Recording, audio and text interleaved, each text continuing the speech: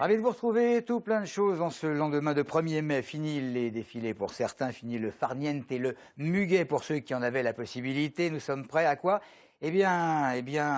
À retrouver un certain nombre d'informations. Et parmi ces informations, il y a quoi? Il y a le rugby. Ça s'est pas très bien passé. On se souvient de ce premier match du 27 janvier dernier que Massy avait perdu face à Béziers.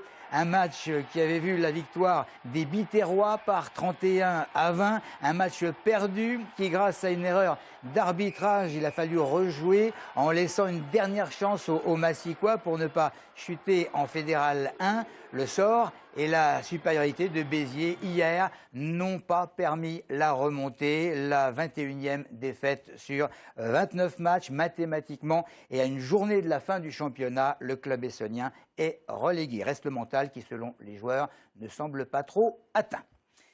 Le coup près est tombé donc en concédant sa 21e défaite en 29 matchs. Massy a vu son dernier espoir de maintien s'envoler. Lanterne rouge, le club de l'Essonne est désormais mathématiquement relégué en Fédéral 1A. Il faut le dire quand même, une journée de la fin du championnat. La mairie de Grigny maintenant, elle a décidé de prendre un arrêté municipal afin d'ordonner au syndic de Grigny 2 de désinsectiser chacun des 5000 logements de la copropriété géante. En cause, il y a une prolifération de punaises de lit, ce petit insecte qui, par ses piqûres, présente quand même un réel danger sanitaire. Le Piévois, le bailleur social, va commencer par identifier les foyers les plus touchés, alors que les syndicats se posent déjà la question du financement. Audrey Coll.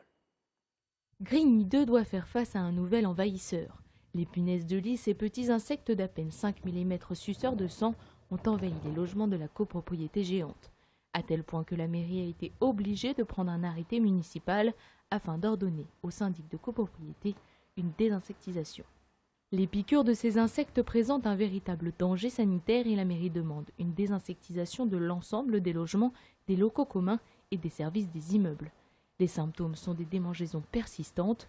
Le bailleur au Piévois devrait commencer par identifier les foyers les plus touchés. La présidente de l'Union des conseils syndicaux et présidente de tranche, Aziza Belabda, se demande qui va payer alors que la copropriété est déjà endettée. Elle s'inquiète de savoir comment mettre en application cet arrêté. Pour se débarrasser des puces de lit, l'Agence régionale de santé conseille de nettoyer tous les textiles à 60 degrés et de procéder à un nettoyage vapeur de 120 degrés. Des bons conseils, parfois onéreux. De Grigny à Fleury-Mérogis avec son maire très offensif lorsqu'on parle de centre pénitentiaire et qui s'est rendu justement aujourd'hui à la prison de Lille, là où s'est déroulé le 13 de ce mois la spectaculaire évasion d'un détenu dangereux. Il s'agissait pour l'élu de faire un point avec des agents de l'administration pénitentiaire. Selon David Derouet, il existe trop de laxisme dans les prisons, et notamment l'article 57 qui réduit les fouilles des prisonniers pour des raisons de dignité. David Derouet se prononçant pour un renforcement des règles au sein des maisons d'arrêt. D'ores et déjà, comme je l'ai proposé à la ministre, de stopper tout de suite, évidemment, le plan de construction de nouvelles maisons d'arrêt, surtout celles sur les partenariats publics-privés qui coûtent énormément d'argent public à l'État au moment où on parle de faire des économies, et puis de promulguer une nouvelle loi pénitentiaire dans laquelle il faut sortir de valeurs, pas de valeurs en tout cas, mais de principes angélistes.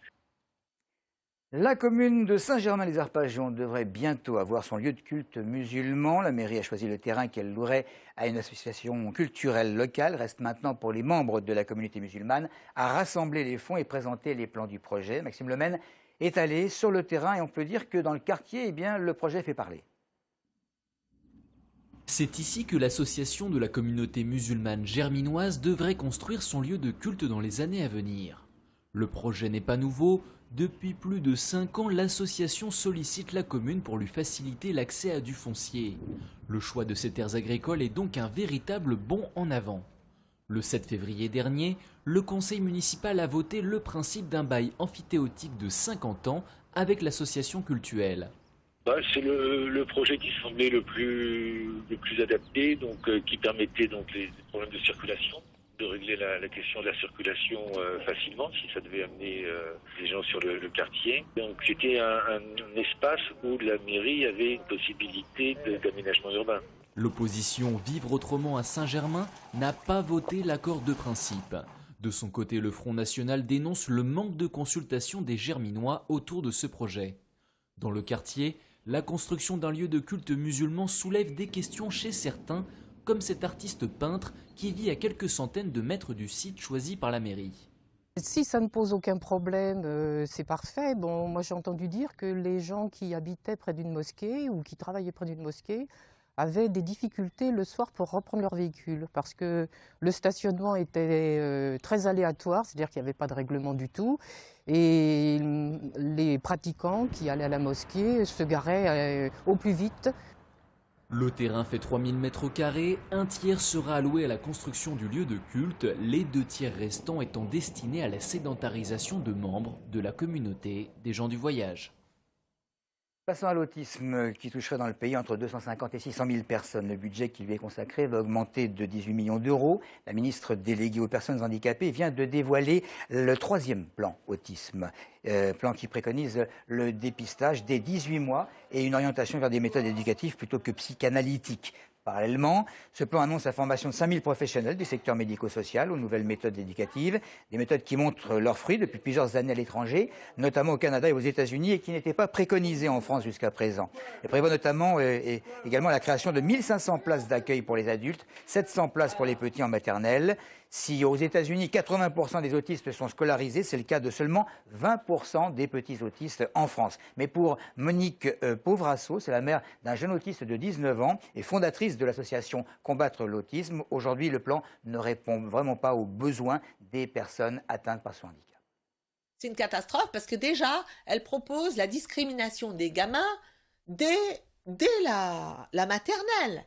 C'est-à-dire qu'au lieu que dès la maternelle, justement, on dise aux petits qui sont pas autistes, on leur explique comment il faut être avec ce petit enfant. Non, on va les mettre ensemble depuis la petite section de maternelle. Donc déjà, c'est la discrimination, c'est la catastrophe depuis le début. Ces enfants-là ont besoin chacun d'au moins une personne qui soit toujours avec le « eux » pour les rassurer. Donc évidemment qu'il n'y aura pas ces conditions-là. Il paraît que le muguet n'était pas vraiment au rendez-vous cette année dans les bois. Il a fallu se battre également sur les fleuristes, se rabattre, pardon, sur les fleuristes quand il était possible d'en trouver dans les petites communes. Mais cette tradition est-elle encore suffisamment enracinée? Réponse des Essonniens. Beaucoup mieux, je trouve ça joli, ça sent bon. Donc je vais bien offrir à ma femme, on le garde, on le plante. Mais le pire, c'est qu'à part que c'est le 1er mai, je ne sais même pas à quoi ça correspond. Ça fait travailler surtout les fleuristes. Vous savez, la fête du muguet, la fête des nerfs. Pour que ça porte de la chance aux gens, donc on leur donne un petit brin de muguet, c'est tout ce que je sais, ça s'arrête là. C'est la fête du travail, on doit se reposer chez nous et je ne vois pas le rapport avec les fleurs, le muguet, faire plaisir aux gens. Donc c'est pour la famille, c'est pour tout le monde, je trouve. La fête du muguet, pour moi, c'est quelque chose, ça annonce le printemps aussi. Je pense qu'il faut toujours offrir du muguet à sa maman et puis aux filles. Et puis ça fait toujours plaisir. Ça reste très joyeux et ça reste bien pour justement faire vivre un petit peu les personnes qui vivent avec les fleurs mais sans être des professionnels. Bon, je pense que c'est une bonne occasion d'offrir des fleurs. Hein. La fête du muguet, moi je la fête jamais. Mais c'est une tradition, ça reflète la fête du travail, donc c'est plutôt pas mal. Comme je vais voir mes parents, j'ai acheté du muguet pour leur porter bonheur, tout simplement. Voilà, on se souvient de cette proposition de la municipalité des Ulysses de ne plus interdire l'entrée de sa piscine aux personnes non coiffées de bonnet. On sait que le jeune public était en grande majorité ravi de ne plus se voir affublé de cet accessoire. Eh bien, selon un petit sondage de notre confrère Le Parisien, une majorité de personnes interrogées à ce sujet, même si le résultat est serré, cette majorité s'est prononcée en faveur du port du bonnet. Voilà pour l'info, merci de votre fidélité.